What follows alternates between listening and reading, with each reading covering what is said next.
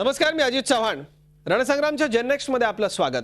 जेननेक्स्ट मध्ये नव्या पिढीच्या अशा एका नव्या नेत्याला, नव्या दमाच्या नेत्याला आपण भेटणार आहोत की ज्याला खरोखर देशासाठी काहीतरी करायचं होतं, म्हणून तो 7 समुद्रा पलीकडून पुन्हा इथं आला.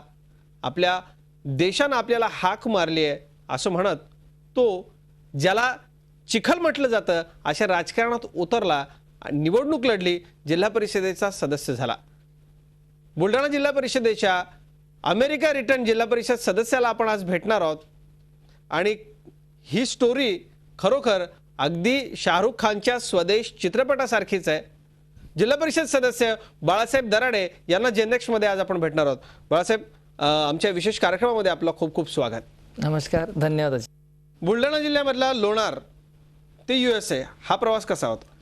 मी लहानपणी तसं झाडाखाली शिकलो. छोट्याशा गावात माझा जन्म झाला. नंतर पण माझ्यासाठी शिक्षण म्हणजे आपल्या समाजासाठी, गावासाठी, देशासाठी काहीतरी आपण करायला पाहिजे, हा माझा एक उद्देश होता.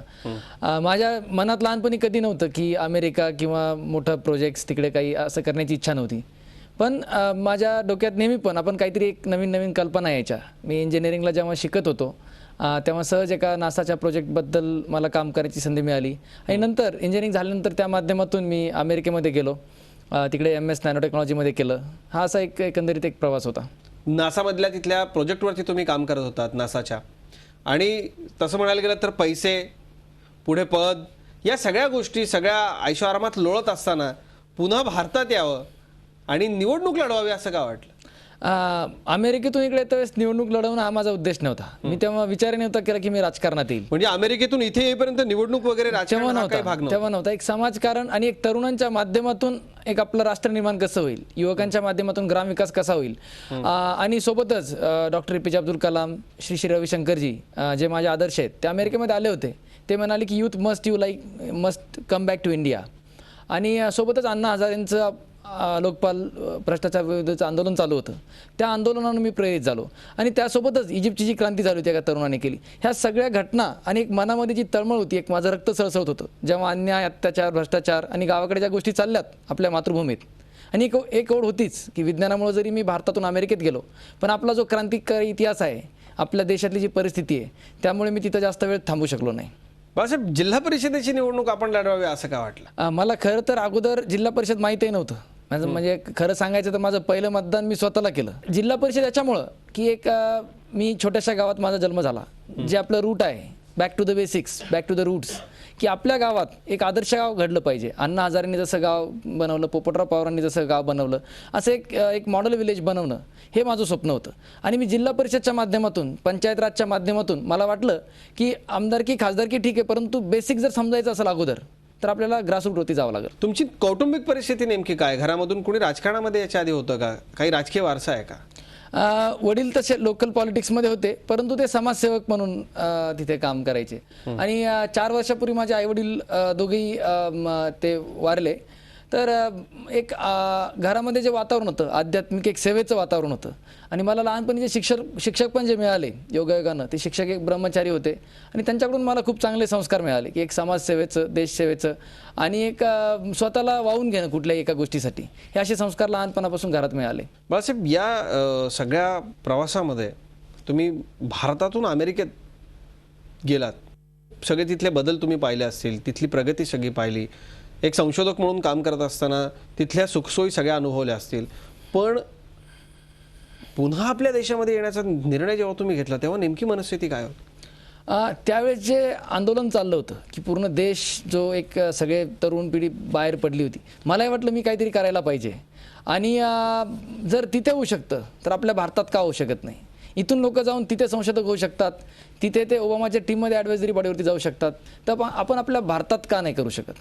एक मला वाटत होतं की आपणही. आणि मला एवढं नक्की माहीत होतं की एक जरी तरुण ध्येयवेडा झाला तर तो नक्कीच बदल घडू शकतो, नक्कीच क्रांती घडू शकतो. आणि ते क्रांतीचं एक पाऊल आपण ठेवायचं अशी माझी इच्छा झाली. इथे परत आल्यानंतर इथली सिस्टीम, इथली राजकीय व्यवस्था ही सहजासहजी बदलेल असं वाटत होतं का? हे किती अवघड आहे असं सगळं वाटत होतं. आणि हे सगळं करत असताना मग याला सुरुवात कशी केली? नेमकं काय केलं? म्हणजे जसं अनेकदा आपण म्हणतो की हा देश जाणून घेतल्याशिवाय इथं नेमकं काय करायचं आहे हे आपल्याला कळू शकत नाही. नेमकं आपल्याला काय करायचं आहे हे कसं कळालं?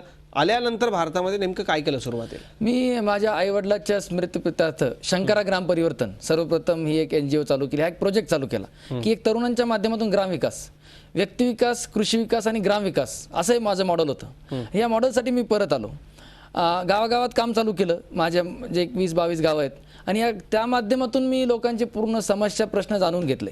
आणि आपला देश हा डोक्यापेक्षा जास्त भावनेवर चालतो. We have to connect people, we have to go to people where they are and then take them up.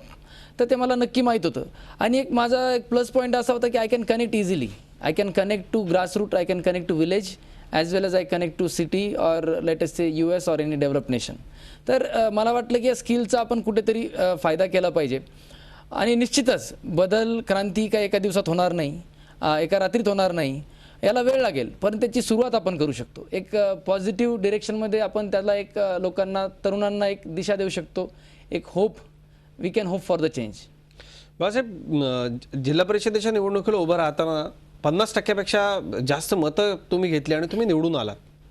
Ticket कुठल्याही पक्षाचं घेतलं नाही. सुरुवातीला ही निवडणूक जेव्हा लढवली तेव्हा नेमकं काय वातावरण होतं? कारण घरातून असेल किंवा गावातून असेल, लोकांनी सपोर्ट केला की लोकांनी म्हटलं की हे तुझं क्षेत्र नाही, तू हे करू नको, असं म्हटलं सुरुवातीला की सपोर्ट केला? आणि कुठल्या पक्षाच्या तिकिटावर का नाही उभे राहिलात तुम्ही? अगोदर तर मला लोक म्हणले की तू पागल झालास.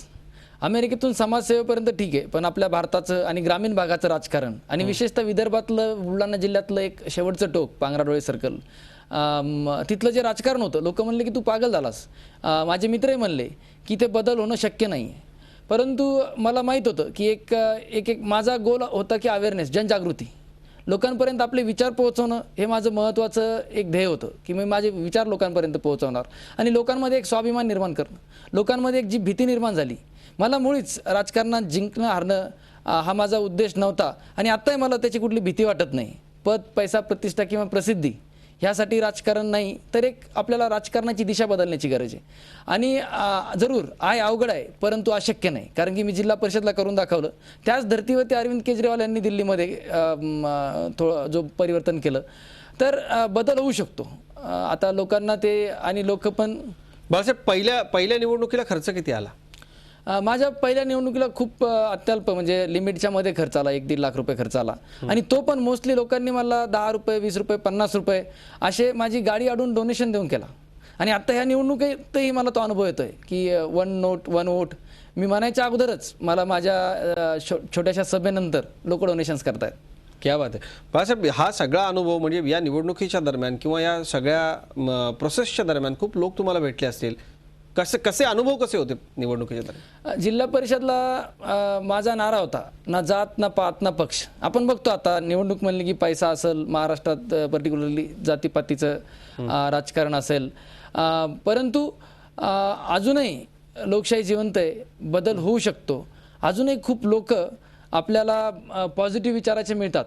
फक्त आपल्याला एक, आणि आता बदल निश्चित हे काही सत्ता बदल नाही आहे, हे काय आपल्या मनामध्ये परिवर्तन व्हायला पाहिजे. मी अमेरिकेत होतो, क्युबिकलमध्ये बसल्या बसल्या मला विचार आला की एक माझ्या देशात जाऊन मी बदल घडवायला पाहिजे. मी एक पाऊल उचललं आणि मला हजारो पावलांनी साथ दिली. Be the change you want to see in the society, हा तो नारा आहे की तुम्ही स्वतःत बदल घडवा. हा सत्ता परिवर्तनाचा नारा नाही आहे. माझ्यात बदल झाला. मी सर्व तरुणांना, सर्व मतदारांना आवाहन करतो की तुमच्या स्वतःमध्ये तो बदल झाला पाहिजे. आणि आपल्या सगळ्यांच्यामध्ये जेव्हा बदल होईल तेव्हा खरी लोकशाही, आणि तेव्हा खरा बदल होईल. एक कोणी आमदार, खासदार, मंत्री किंवा पंतप्रधान होऊन देश बदलू शकत नाही, तर आपण सगळे मिळून बदलू शकतो.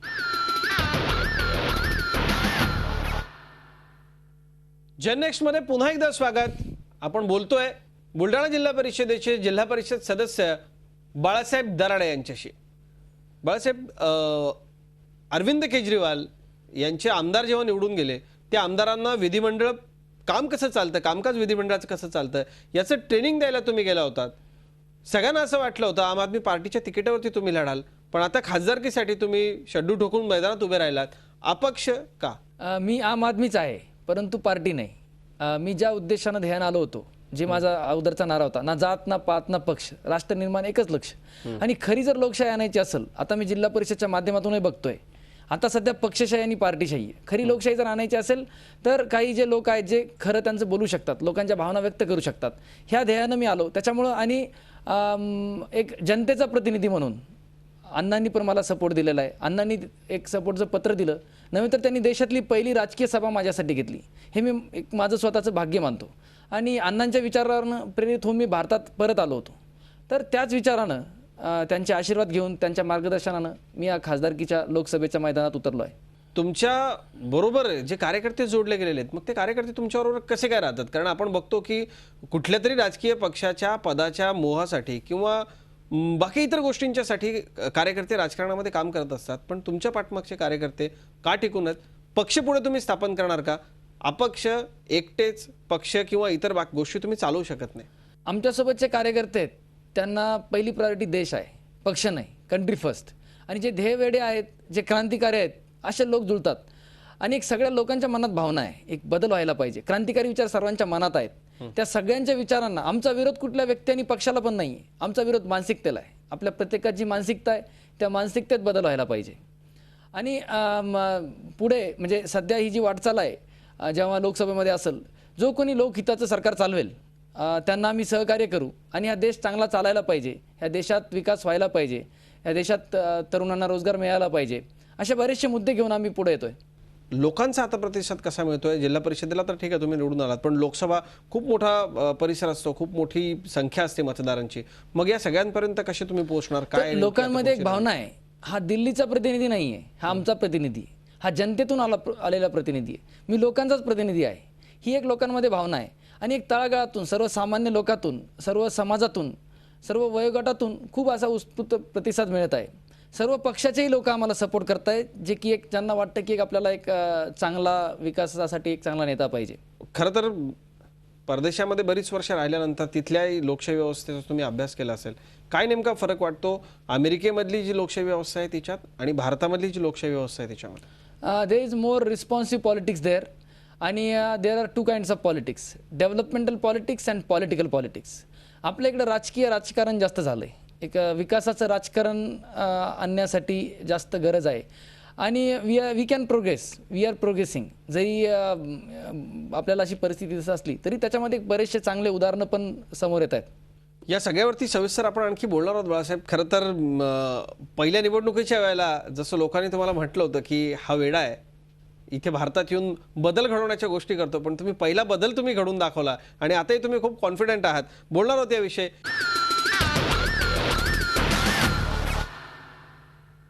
रणसंग्रामच्या जननेक्स्ट मध्ये पुन्हा एकदा स्वागत. आणि अमेरिका रिटर्न जिल्हा परिषद सदस्य बाळासाहेब दराडे यांच्याशी आपण जननेक्स्ट मध्ये बोलतोय. बाळासाहेब, या भागामध्ये इतका सगळा संघर्ष करून तुम्ही इथपर्यंत पोहोचू शकलात, पण या लोकांच्या ओढीनं पुन्हा परत आलात. काय नेमकी स्वप्न आहेत तुमच्या लोकांसाठी तिथे राजकारणात ज्यासाठी गेलात? ती स्वप्न नेमके काय? मला बुलढाणा जिल्ह्याची एक ओळख निर्माण करायची. मी पुणे मुंबईला जेव्हा येतो तेव्हा बऱ्याच लोकांना बुलढाणा जिल्हा माहिती नाही आहे. ज्या बुलढाणा जिल्ह्यानं जिजाऊ शिवाजीराजेंनी जी महाराष्ट्राला ओळख निर्माण केली, जिथे लोणार सरोवर आहे, जिथून मी आलो आहे, जे एक जागतिक दर्जाचं सरोवर आहे, विदर्भाची पंढरी शेगाव, असे अनेक मेहकर, असे देऊळगाव राजा, बरेचसे पर्यटन स्थळ आहेत. पण या जिल्ह्याची ओळख नाही. एक अस्मिता निर्माण करणं ह्या जिल्ह्याला, ह्या जिल्ह्यातल्या तरुणांचा विकास करणं, बेरोजगारांना रोजगार मिळवून देणं, शेतकऱ्यांना सिंचनाच्या माध्यमातून पाणी आणि त्याच्या माध्यमातून कृषीवर आधारित उद्योग. आमच्या इकडे सोयाबीन, कापूस, डाळी बऱ्याच प्रमाणात होतात. याच्यावरती प्रोजेक्ट्स, कृषी आधारित प्रोजेक्ट्स करणं, त्यांच्या मालांना बाजारपेठ मिळवून देणं, एक सर्वांना जे एक न्याय, समता, बंधुता, हे माझे स्वप्न आहेत. आणि त्याच्यासाठी आमच्याकडे प्लान पण आहे. We have good think tank. आमच्याकडे चांगले चांगले लोक पण आहेत विविध क्षेत्रातले. आणि जसं अमेरिकेमध्ये असतं पॉलिटिकल ॲडव्होकेसी, त्या प्रकारची आम्ही टीम पण बनवलेली, एक ब्ल्यूप्रिंट जिल्ह्याची तयार आहे. अमेरिकेमध्ये आपला एक मुलगा आहे जो नासाच्या प्रोजेक्टवरती काम करतोय, इंजिनियर आहे, असं सगळं कौतुक तुमचं सुरुवातीला झालं असणार. पण जेव्हा तुम्ही राजकारणात उतरलात प्रत्यक्षात, त्यावेळेला विरोध नक्की झाला असेल. तो विरोध कसा होता सगळा ते पण सांगा, आणि लोकांनी दिलेला प्रतिसाद कसा होता तेही सांग. विरोध झाला, पण अगोदर लोकांनी इग्नोर केलं की हा काय, याला राजकारण माहीत नाही. परंतु आता मला वाटतं जे राजकारण माहीत नाही आहे ते लोक चांगल्या प्रकारचं राजकारण करू शकतील. म्हणजे राजकारण म्हणजे सध्याचं जे डर्टी पॉलिटिक्स आहे, हे याच्यातून आपल्याला डेव्हलपमेंटल पॉलिटिक्स करायचं आहे. पण लोकांचा प्रतिसाद, माझ्यासोबत प्रस्थापित लोक नाही आहेत, त्यांचा आजही मला खूप विरोध आहे. माझ्या अण्णांच्या सभेला असेल, माझ्या कुठल्याही प्रोग्रामला असेल, माझ्या कार्यकर्त्यांना मारण्यापर्यंत पण अशा गोष्टी चालतात. परंतु लोकांचा रिस्पॉन्स, भरपूर प्रतिसाद आहे. जितक्या जोरात विरोध होतो त्यापेक्षा जास्त पटीनं मला एक सामान्य लोकांचा, तरुणांचा मदत आणि सहकार्य जास्त मिळतंय. बाळासाहेब, अमेरिकेमधली आपली चांगली सुखासमाधानानं सुरू असलेली नोकरी सोडून तुम्ही भारतामध्ये आलात, आपल्या लोकांच्यासाठी, आपल्या देशासाठी निवडणूक लढवली. राजकारणाशिवाय बदल होऊ शकत नाही, राजकारणात चांगले लोक आल्याशिवाय बदल होऊ शकत नाही, हे तुम्हाला उमगलं.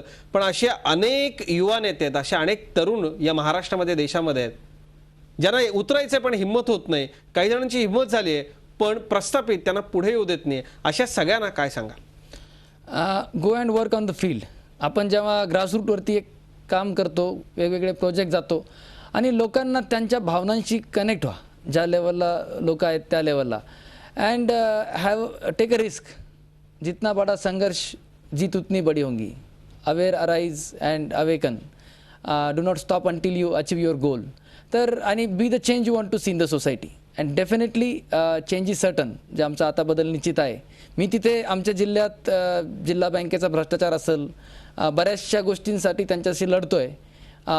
मी जर एका छोट्याशा गावातून झाडाखाली शिकून अमेरिकेपर्यंत जाऊ शकतो, परत इकडे येऊन जिल्हा परिषद निवडून येऊ शकतो आणि आता लोकसभेतही तुमच्या सर्वांसाठी जाणार आहे.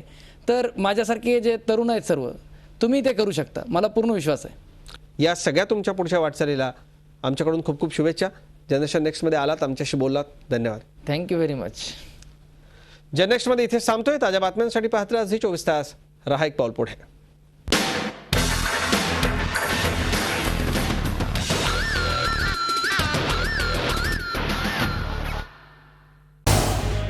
झी 24 तास रहा एक पाऊल पुढे.